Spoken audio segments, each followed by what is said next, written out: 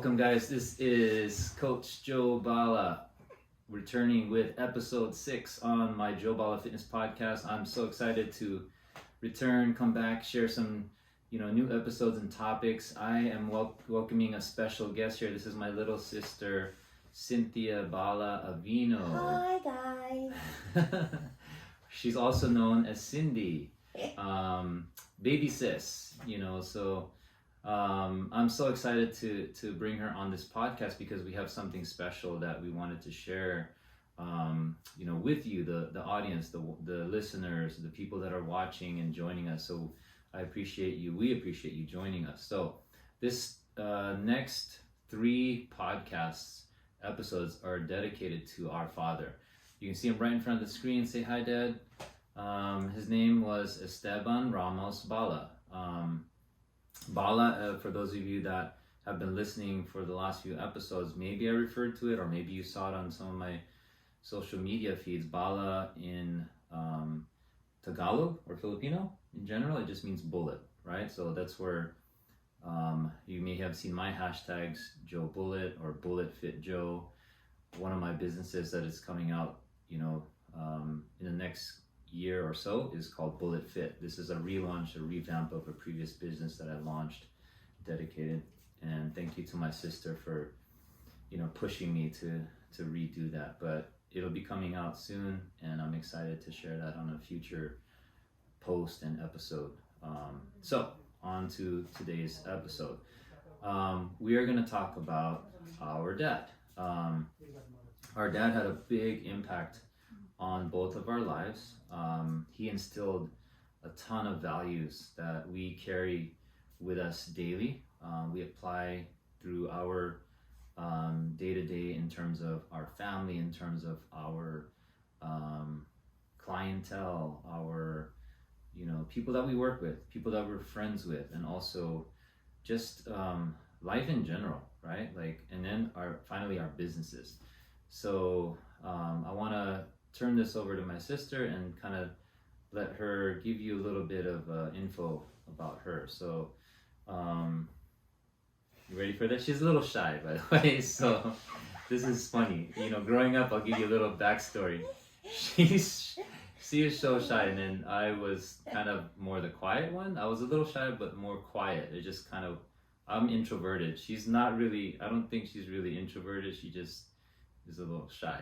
And when I would hide behind you. Yes. When somebody would try to talk to me. Yeah, so I had the height in the family, and she would just hide behind my towering figure compared to her. And if you look at our pictures in our family, I'm the tower in the family, and my mom and my sister are the shorties. So sis, what do you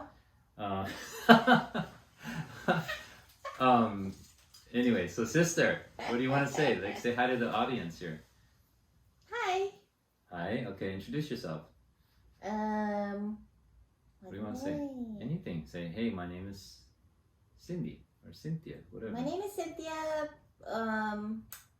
In my business, I go by Cyn. I do co-own a tattoo studio here in San Jose with my husband. It's Mars Ink Tattoo Studio. I also own an online clothing store called Humble Hearted, No Vowels. The name was inspired by our father. Just to always be humble. That's kind of where I got the name. Awesome. And then what do you feel else you want to share about you? So you talked about Humble Hearted, Mars Inc. What else is on the horizon? Well, I'm also a registered nurse, and there's big things coming. I have kind of been being hush about it just because I like to work silently when I'm working on something big.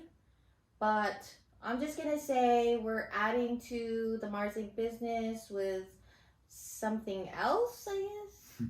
Okay. But it has to do with my nursing license and being able to operate something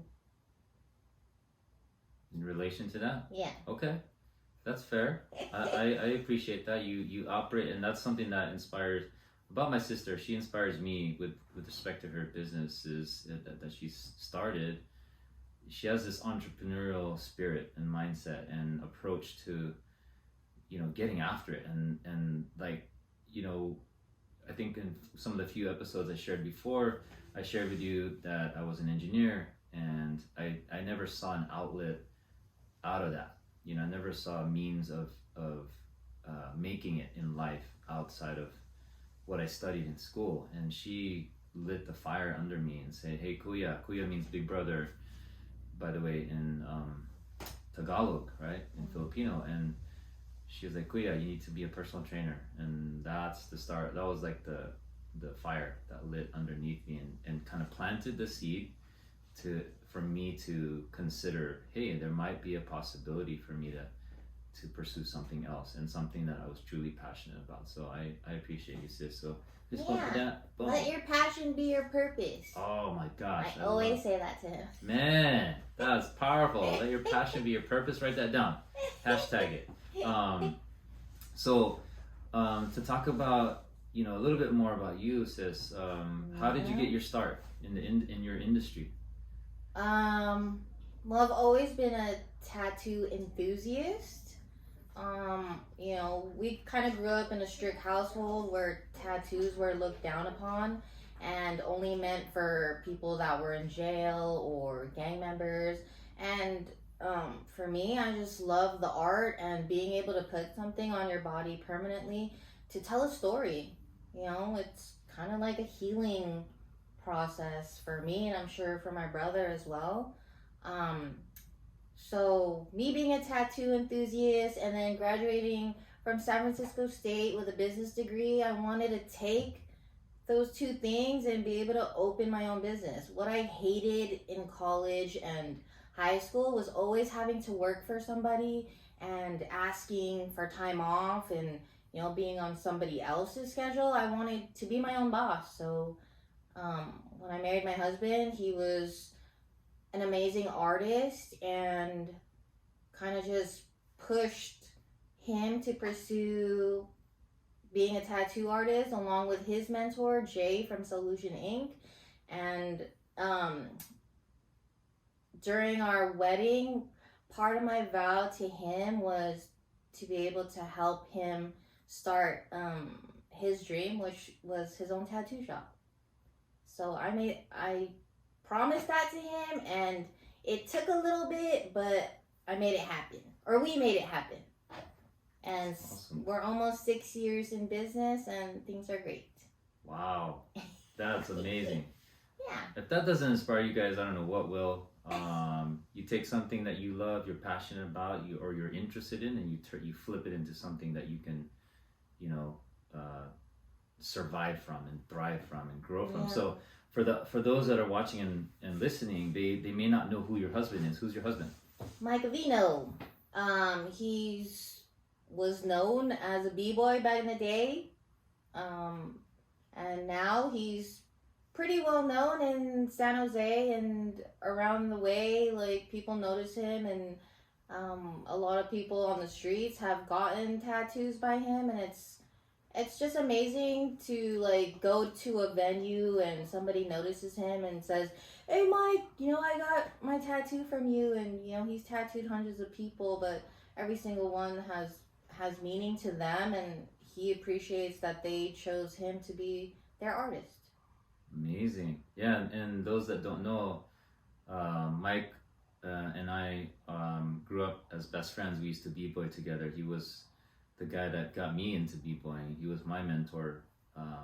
You know, he instilled the belief that I could become a b-boy as well. So both of these two, it just kind of, you know, I was, like I said, an introverted, you know, kid growing up, and just very timid at times, and have had difficulty believing in myself. And important people come along in your lives, and sometimes the people that are closest to you, you know, instill these and plant these little things that you know, give you the inspiration or the thought that, oh man, I could probably make something of myself or do something awesome. And yeah, Mike and I b-boyed, and we had a b-boy crew called Up Rocks Crew. Up Rocks. And then that was in high school, and then down the line we got involved with this b-boy crew called Electro Rock Crew, or E-Rock. E-Rock Crew, so from San Jose. So shout out to those guys out there and girls out there that were part of that crew. Fun times, definitely like memorable, times, and a lot of lasting, meaningful memories that came from that, and we all grew from that, and are now contributing citizens in the Bay Area in San Jose. So it's awesome. So moving on from who you are to who is Mike. What do you feel your passion and purpose is in terms of your personal life, in terms of your professional life? True passion is helping others, helping others heal or find closure. In the tattoo industry, a lot of people want tattoos because a loved one passed away and they want a memorial piece for that person. We've had clients, cry in our shop after receiving their tattoos, and just helping people heal, really. Including me. Yeah. Yeah. I mean, I was one of Mike's early clients, and a lot of our family, including my wife Jacqueline, cousin Alan, brother-in-law Fred, Rico, just a lot of people in the family. We kind of, like you said, find an outlet, find healing, find solace in a piece of art, and we carry this, with us. I have artwork from Mike, on my chest, on my back, on my left arm, even my right leg, and an artist that came from Mars Inc. Tattoo, Pedro. Shout out to Pedro. He's done this amazing artwork dedicated to our dad. If I can show that, I don't know if you can see it, but that picture right there is that picture that you see right in front of you. So there's a story to tell here on my arm even. So I'll be breaking this down at some point in this podcast, but I've shared it on social media. This arm is dedicated to our dad, and that kind of ties into what the topic we're going to be talking about today, related to our dad, which is strength. And before we get there, we want to ask you a few more questions, sis. What's your approach to, because this is a fitness-based podcast, I'm a coach, I'm a trainer. Health and fitness was and is my outlet for self-care, for healing myself with my mental health challenges. For me to help my clients, my students also in the process of finding their best self. So what's your approach? What's your philosophy for health and fitness? To make it a habit so that it never feels like it's just another chore. Like, working out for me after all these years is just part of my daily routine. It's not a chore. It's benefiting my health physically, mentally, spiritually. It calms me down when I'm anxious. It makes me feel better if I feel depressed, if I had a stressful day. That's awesome. Yeah. I love that. And a lot of people can relate to that. Those people that are listening in and watching, I'm sure you can relate. And I have clients and students that have told me directly, like, this was their only outlet, and they found ways to better themselves and heal themselves through fitness, through movement, through training, through working out. And it's more than just in relation to what you're saying. It's more, for me, my view, it's more than just working out. It's training for life, training to better yourself, physically, mentally, spiritually, emotionally, right? All those things. So that's that holistic approach that I take when I coach clients and students. So and those of you that don't know, I started my sis on her fitness journey, right? Like, I had a student today in class at Brick House Fitness. Shout out to Brick House, George. Brick House! George and team. So I joined Brick House Fitness recently. Amazing community there, an amazing team of coaches and team of founding members. I had a member come up to me in class before class, and I was talking about. She's like, "Your little sister is someone that trains here." I was like, "Yeah, that's Cynthia." She's like, "Oh yeah."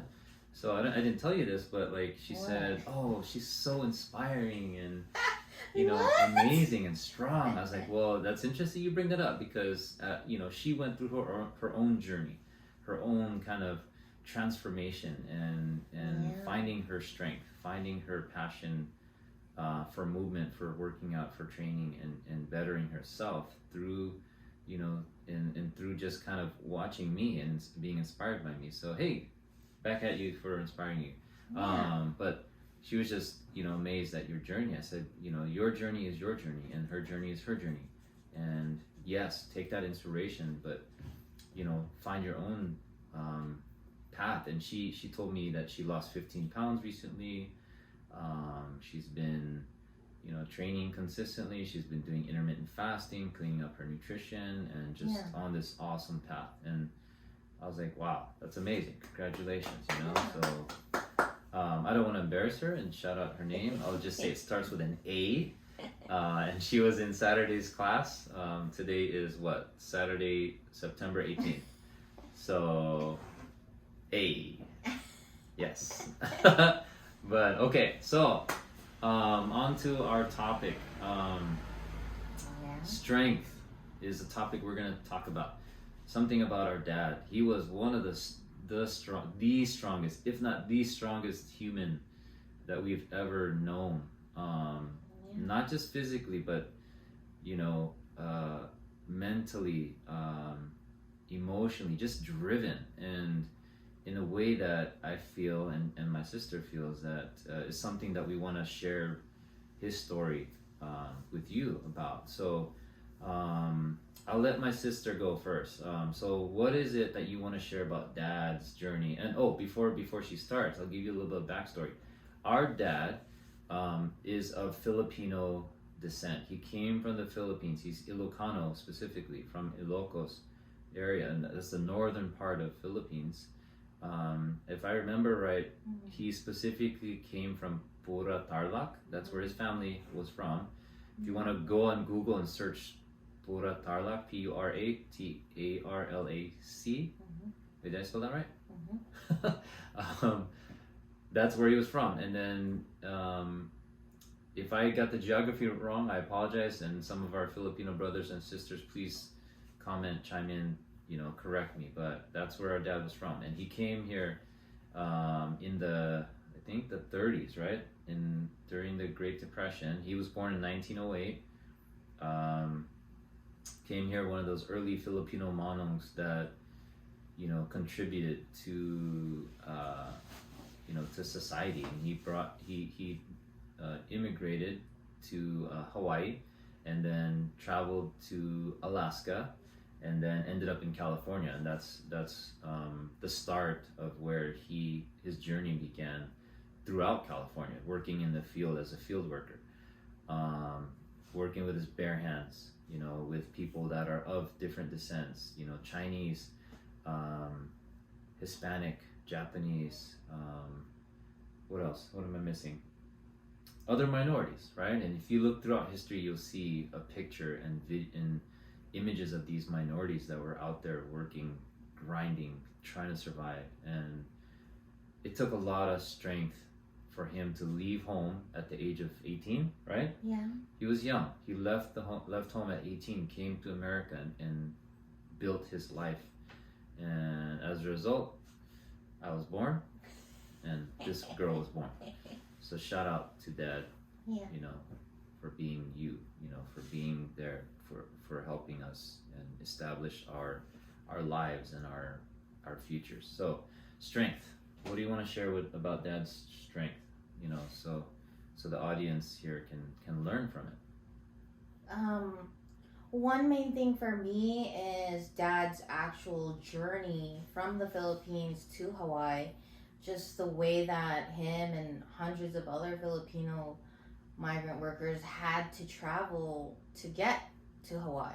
You know, it was on a ship.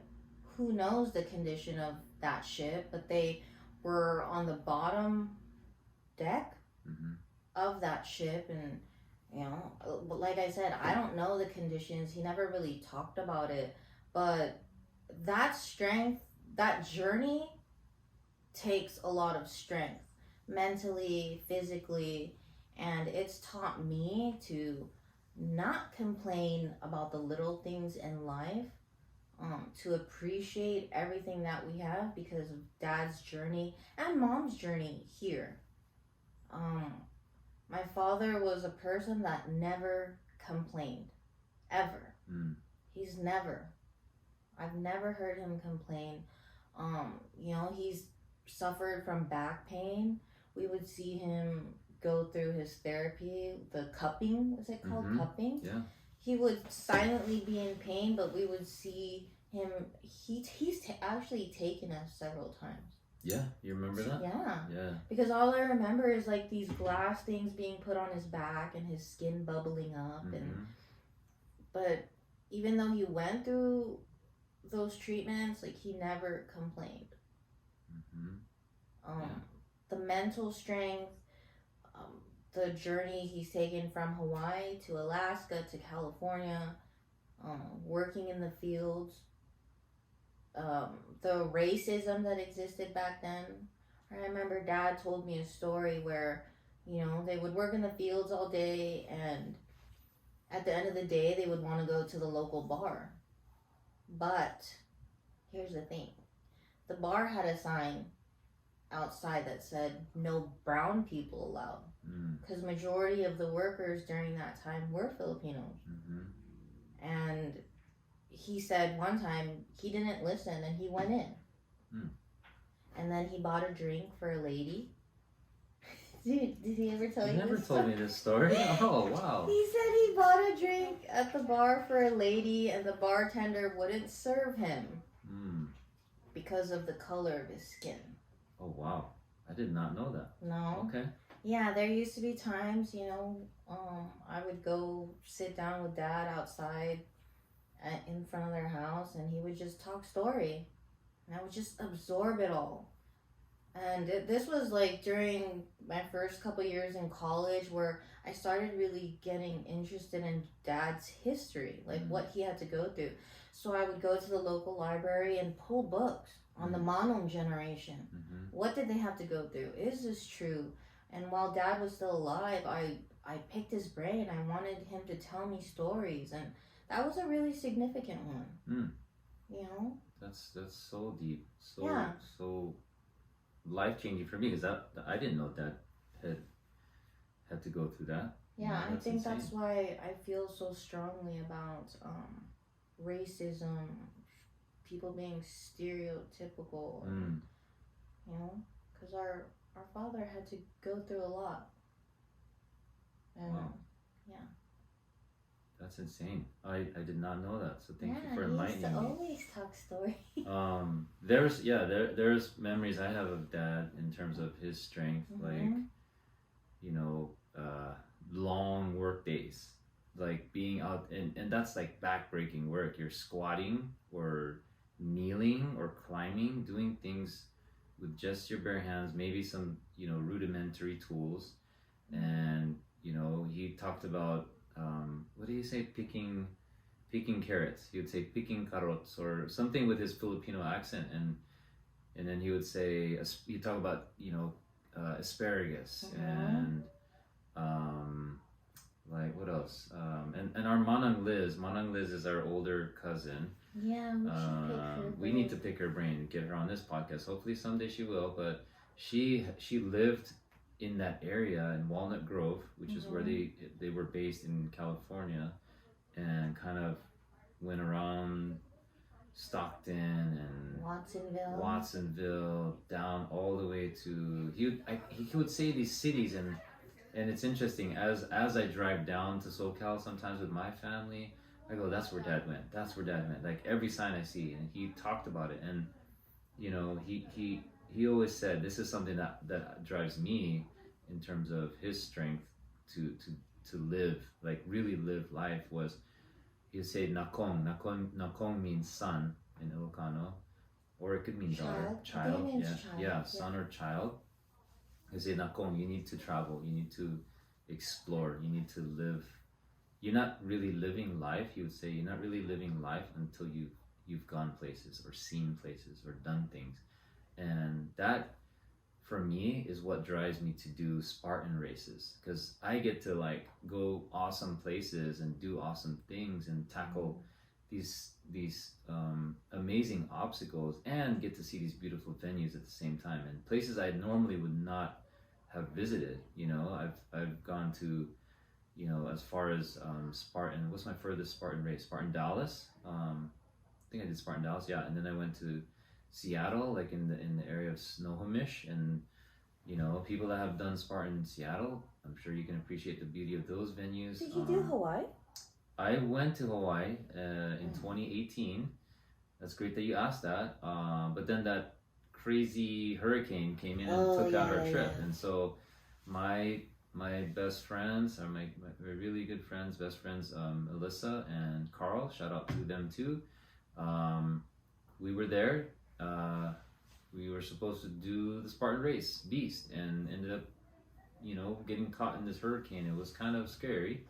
I won't lie, but you know, that kind of got derailed. But I got to go there and potentially do a race. I will go back there someday and complete that Spartan Hawaii race, and hopefully do the trifecta if they have the trifecta weekend at some point. But you know, taking all that advice from Dad, I want to visit Greece, do Spartan Greece. I want to do Spartan Philippines at one point. You know, like really do some big things with the Spartan community. So that's my view on Dad's strength. And you know, the other thing that kind of Dad and my sister can relate to this is Dad, he would walk miles on end. You know, as an elderly male, and he passed away at the age of 93, and that was because of lung cancer. That's the only reason he wasn't able to do something he loved to do, which was walk and just journey and travel on foot and just experience what was going on around him in life. He walked, you know, I don't remember the distances, maybe 6 to 8 miles, you know, from where he lived, which is in like northern part of San Jose, near Independence High School. Those of you that are from San Jose, he'd walk from there all the way to the east side of San Jose, and that was near almost Hank Lopez. That was near Grandma Luz's house. That's Manang Liz's mom's house. So he'd walk. He'd tell me, I'd go, Dad. I'd pick him up, and you know, we'd go hang out and talk. And I go, Dad, what'd you do today? I was like, I walked. I was like, where did you walk? I walked all the way to Jackson Avenue. And I said, wait a minute, you live on North San Jose and you walked all the way over there near Grandma Luz's house? He said, yeah. And then he walked back. You know, like that's a pretty good walk. And I can't Google it right now because I'm not going to, but that's a pretty long walk for someone in his 90s. And not afraid to walk out there, you know, and whatever obstacles came his way, he had a zest for life, and to just see things and view things and enjoy. That's what brought him happiness. That's what brought him joy. What else do you remember about Dad? I don't know if you ever saw this, but in high school and maybe junior high and high school. So Dad's room was upstairs, right? And then every time I would come to visit, I would ask him to carry me downstairs. What? I would piggyback on his bag when he was like in his 80s. High school? Yeah. You weighed what back then? Probably 100 pounds. Oh my gosh. Okay. Those of you that don't know, our dad, is he still on screen there, by the way? Can you check? I think he is. No. Oh, let's see. Let's get him back on screen. But our dad, there he is again. So our dad, Filipino. Okay, so just in general, Filipinos are not very tall. No. The original generations of Filipinos, you know, not tall statured people. He was like 5'3", 5'4", maybe.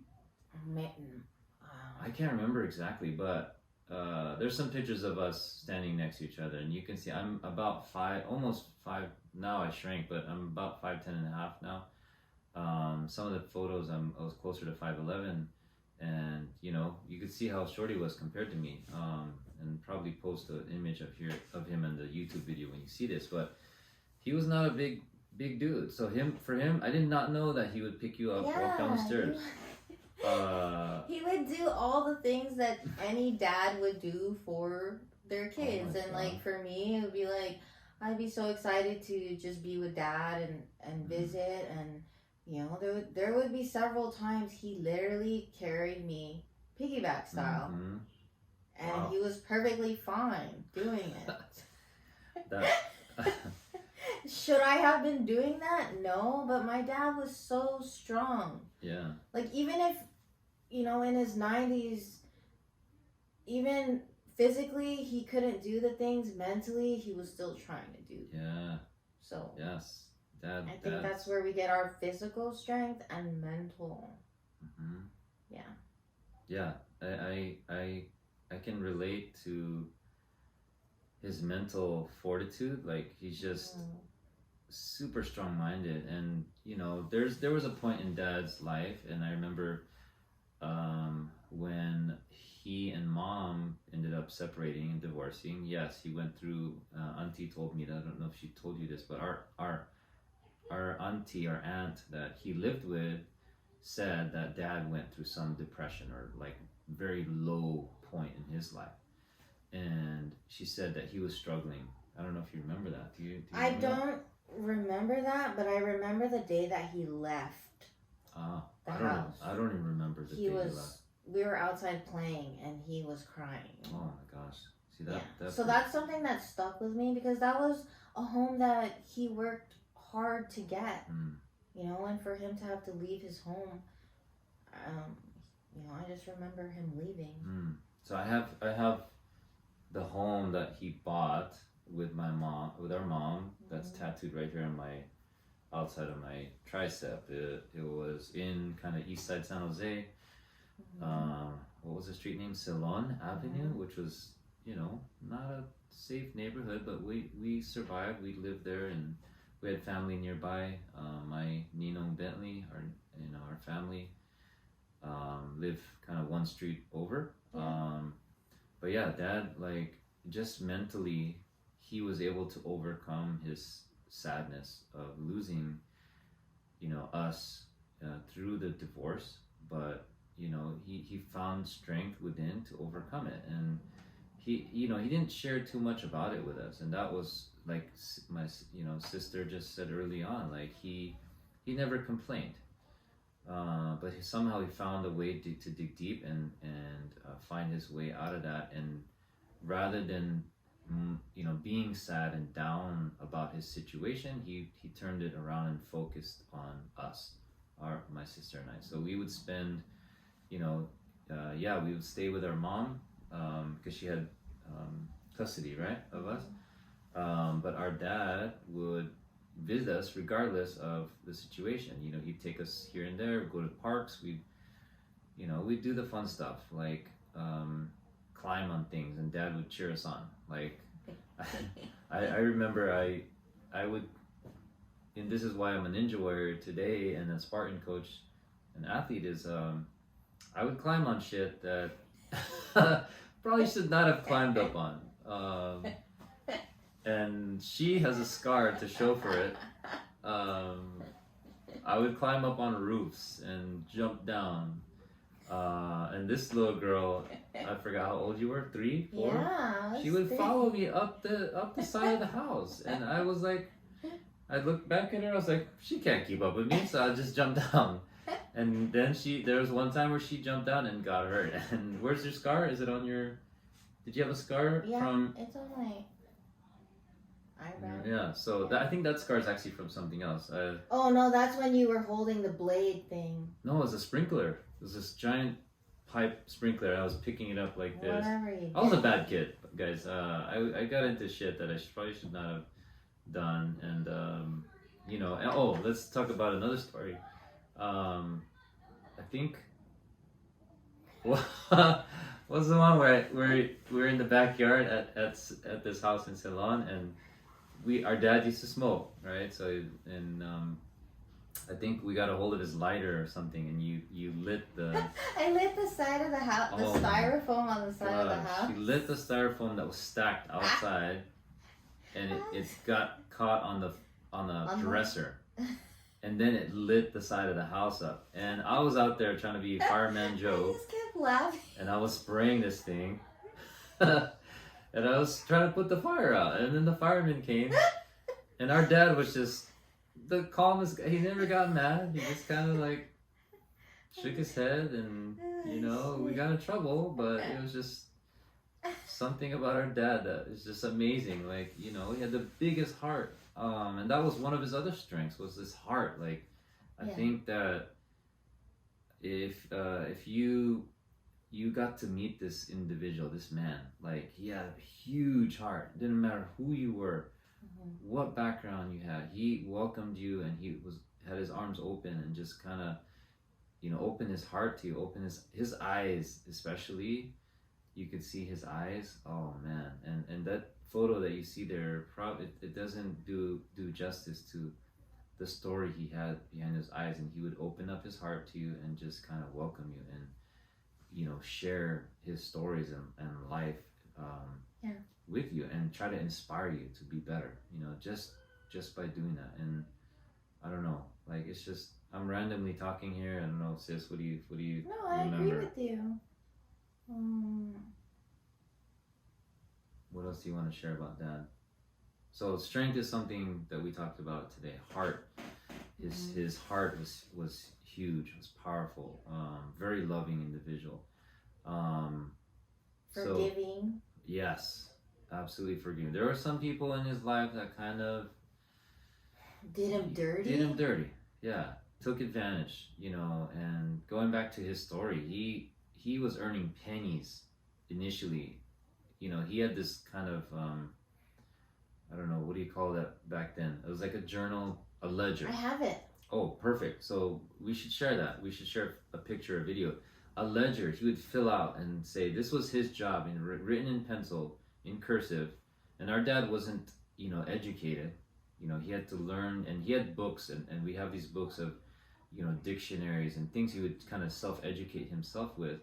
But he would write down in his English, his broken English, what he did for work that day and how much he earned. And these were pennies on the dollar, like 10 cents. Yeah, it was crazy just to read through that. And when he was telling us about this, I was just like, wow, that's amazing, Dad. And to have the strength to work hard, and back in the day, in the 30s, 40s, 50s, you know. And I don't know when Dad officially retired. Probably not until, and maybe Mona and Liz can tell us when he may have retired, but I'm guessing in the early 70s. He was working a long time. And it's interesting that some of the belongings that were left behind when he passed, you know, I have some of his tools in my toolbox, where he would carry these things with him wherever he went, and that's just what his life was. He had the tools he needed to get the job done, earn some money, put food on the table, take care of his family, be an awesome father. You know, it's just what he did. And I don't know, what do you feel about all that? I agree. Yeah? Yeah. All right. So we've been talking about 40 minutes now about our dad. You probably, you know, your ears are full of that, but hopefully you learned some tidbits that you can take with you. One thing that our dad always said to us before my brother closes this out is, whatever life throws at you, one thing he always said is, don't worry. I've taken those two words with me throughout life, throughout my hardships in life, and that has kept me going. To just let things go. to not hold on to the anger, the pain, whatever it is. Just don't worry. Mm-hmm. Yeah. That's awesome. Yeah. Dad used to say that all the time. I have it tattooed on me. It says don't worry. Okay. I remember seeing that tattoo, but I did not remember it was on your arm. And that's Dad and me. Oh, and can you show the you. camera? Can you show them your tattoo? Maybe, Yeah. you know, and we'll share her Instagram. She has a pretty good following, guys. You know, she has more followers than me. I can't even catch up to her. No, that was because that was back in my fitness days. Yes. I'm a fitness guy, and I don't have a lot of time. No, I don't care about followers. I appreciate the followers that I have, and you know, but it's not about that. But yes, don't worry. Like that's something that I remember carrying.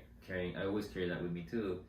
And obviously, there's some times where I just get in this dark space when if my depression and my anxiety kicks in. But she is so good about reminding me of these things and reminding me that it's okay. It's okay to move forward. It's okay to get back to being me, because when I am fully present and being 100% authentically me, I find the most joy and I find the most energy that I can share, you know, with my clients, with my students, with my family, especially my closest friends, my circle, my tribe, and anyone that decides to, you know, approach me and talk to me. So don't worry, like take that with you guys, and we can elaborate more on that.